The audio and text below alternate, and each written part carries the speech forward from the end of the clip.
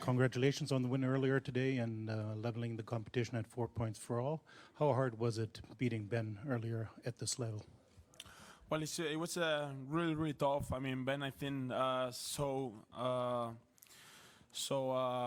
really high level in this kind of competitions. I think, I mean, playing for his team, for his partner. I mean, he increased his level even better. So it was a really solid match, I guess, from both sides. Really happy that at the beginning of the match, I tried to put as much return as I could. I'm playing long rallies. I think I did a pretty solid match from the return, and I think it was really important for me. Really happy with the level in the difficult moments, having a few break points down with really good shots, really good points. So really happy to give 2 points to Team Europe. Thank you. As in previous press conferences, we'll start in English and then move to Spanish later. You talked about the returns. He said that when you played in Canada last year, you were chipping your returns, whereas today you hit them low. Was that a deliberate strategy, and do you think that's what was the big difference in the match? Well, obviously, I mean, playing against him, I always hit good returns, but you never know which serve he's gonna do it. You know, probably he's gonna hit that 230 serve or 190 slices or kick. You know, it's a really unpredictable serve. I mean, he hit it second serve 220, so it was his service is crazy, and I try to be as much focused as I can. You know, in the return games, as I said, try to put as much as I can and playing the long rallies. I knew that I was going to have my chances if I stayed there. He missed a couple of first serve, and then in the second serve I stayed there and tried to be as much as aggressive as I can, just to put in myself in a attack position. So that's what I tried to do in the whole match, and yeah, today was a really good point for my side.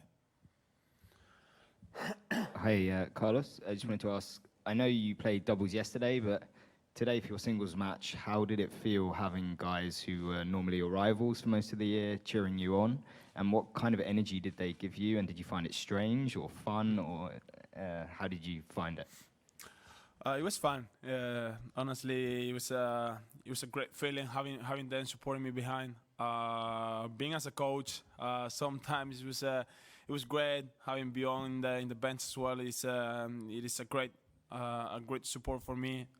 Normally, I watch my team during the after every point. Here I'm looking at my partners and Björn more than my team. So it is a different feeling.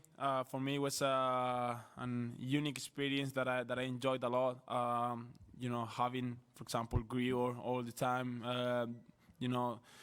Coaching me, saying me the tactics, what I have to do during the match. It was crazy, and having Stefanos and all the players behind me in all the break times. It was great for me. So I'm gonna take this experience for a long time, and I honestly learn a lot from them as well. You and Jannik Sinner won all the Grand Slam titles this year, and I feel like people already start talking about a new potential era of dominance after the Big Three with the two of you. Do you personally also have the feeling that the rivalry between you two could develop into something similar to what Roger and Rafa had, for example? Well, a lot of people talk about it, and I hear it, I'm not gonna lie. I hope so. I hope that our rivalry is gonna be almost than the Big Three had during the whole career. I don't know. This is the first year that we share all the Grand Slams. Hopefully, gonna keep going like that, sharing great moments, fighting for the great tournaments, the Grand Slams, Master 1000, the Masters. So let's see how it's gonna be in the future, the next few years. If we are gonna stay like that at this level, I think we are gonna build our great rivalry, great relationship off the court as well. So hopefully having him here on the tour for a long time, because he pushed me to be a better player every day. He pushed me to practice him 100% just to try to beat him, you know, in the next matches. So it's great, and hopefully having that rivalry that the big three have during their career. Carlos, you're 21 years old. You're, let's say, Hall of Famer already. Are you sometimes scared that you lose motivation, or how you find yourself all the time motivated, or with what kind of people you surround yourself that you keep yourself on a high level? Because competition is high, but you already did a lot. Well, honestly, it is difficult. I mean, sometimes I didn't feel motivated at all, and it is a difficult moment. I mean, as I said many times, the calendar is so tight. A lot of tournaments, no days off, or not as much days off as I want. And sometimes I really want to take some days for myself that I can't, because I have to practice, I have to travel, I have to, the jet lag sometimes when you're traveling during around the world. So sometimes you don't want to go to tournaments. I'm not gonna lie, and I've been feeling this feeling few times already, that I don't want to go to that tournament, because I want to stay at home with my family, with my friends, and I have to find the motivation just to go and put the right tennis or the right face in the practice and on the matches. I'm an ambitious guy. I always want to win every match that I go. But as I said many times, my best tennis showed up when I smile. I'm enjoying on court, and sometimes it's difficult to find that rhythm or that good feeling. So, I mean, I want to be focused on my team, my family, and try to play at my best in every practice, in every match. That's to be in the top of the ranking, and I think that's. Or it is the best option to keep motivated. Any further questions in English? You said about the schedule, that's too much tournaments. Are you players talking like all together to maybe stand up and say, that's enough, maybe 2 weeks Master Series probably is not good for you? I think you're playing too much, because they say, okay, you have more rest, but this is not a rest, to be honest.